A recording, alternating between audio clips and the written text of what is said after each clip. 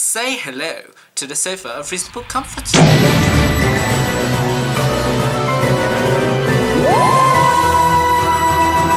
Hello guys, and welcome to Doctor Who Review. Today we're going to be talking about the very silly episode, Curse of Fatal Death.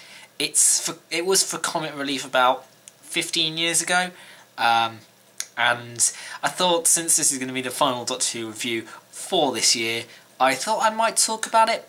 5 categories, as per usual. First being storyline and concept.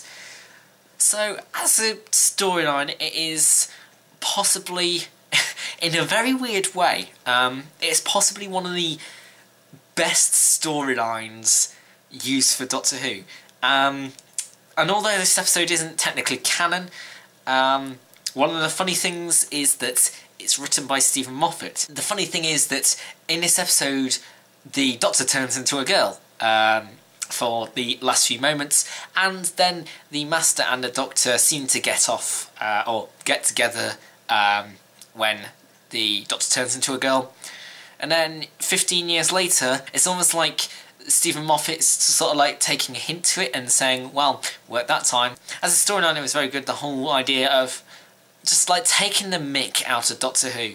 And it's not something which has... It's something which kind of has been done before, not in Doctor Who, but in other types of media. You have had shows parodying their own show, which is kind of weird, but it's still something that's not exactly original.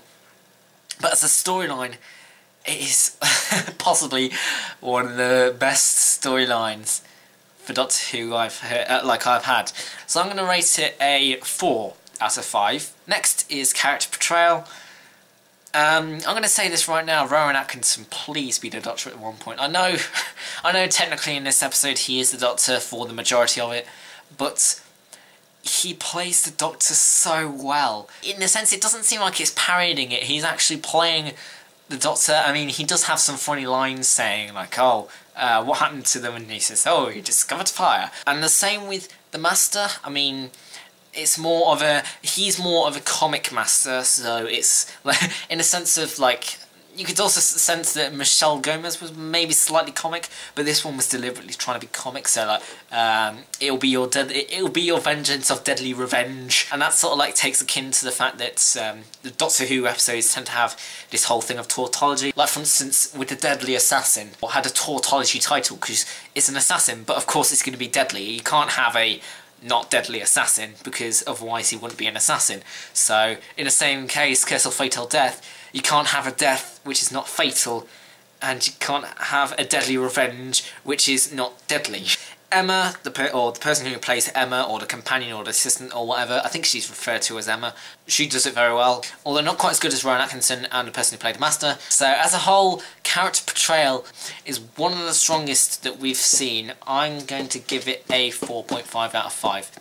In terms of antagonist impression, this is where it falls down slightly. I'd love to say, because like this episode is possibly one of my favourites, not my favourite, because you know what my favourite is, but the Master doesn't really cause a threat. It's a case of where he talks more than he does, if you get what I mean. It causes a slight threat. I mean, if you didn't really know that this was a parody, you would think, well, that's a bit harsh. I mean, the Doctor and Emma being stuck in 500 miles in fear and feces. So I'm going to have to give Monster Impression a 1.5 out of 5.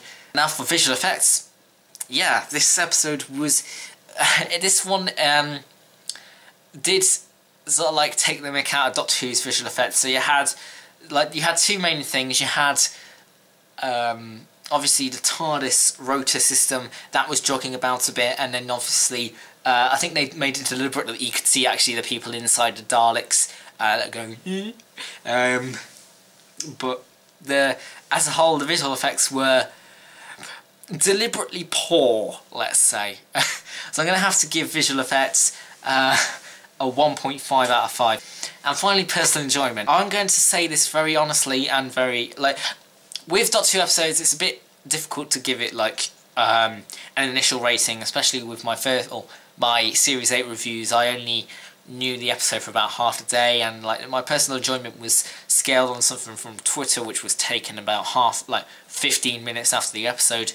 But this one, I can categorically say that it is one of my favourite episodes of Doctor Who. Even though it's not a canon episode, it is still an episode of Doctor Who, and it's still wonderfully brilliant as an episode of Doctor Who. And so for the first time, I think this series, I'm going to give it a 5 out of 5. And I'm going to put it in gold because it's that brilliant. I mean, The Curse of Fatal Death is perhaps one of the funniest pieces of television that I've seen. And I mean, some people are gonna like, oh, it's not really that funny. I mean, it makes you go a few times, but aside from that, it's not really that funny. But on a personal level, for somebody who knows that Doctor Who, like for instance the what was it, the Wyrn, or the Wirren, or whatever, however it's pronounced, in Tom Baker's story, that was made out of bubble wrap.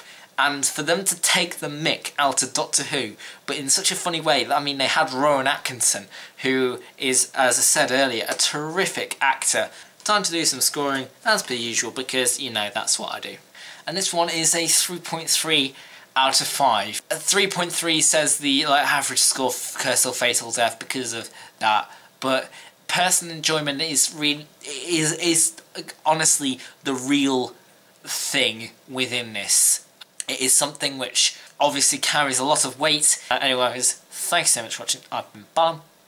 This is the end credits. Sign out. All that's left is a window to my soul. Come and get it.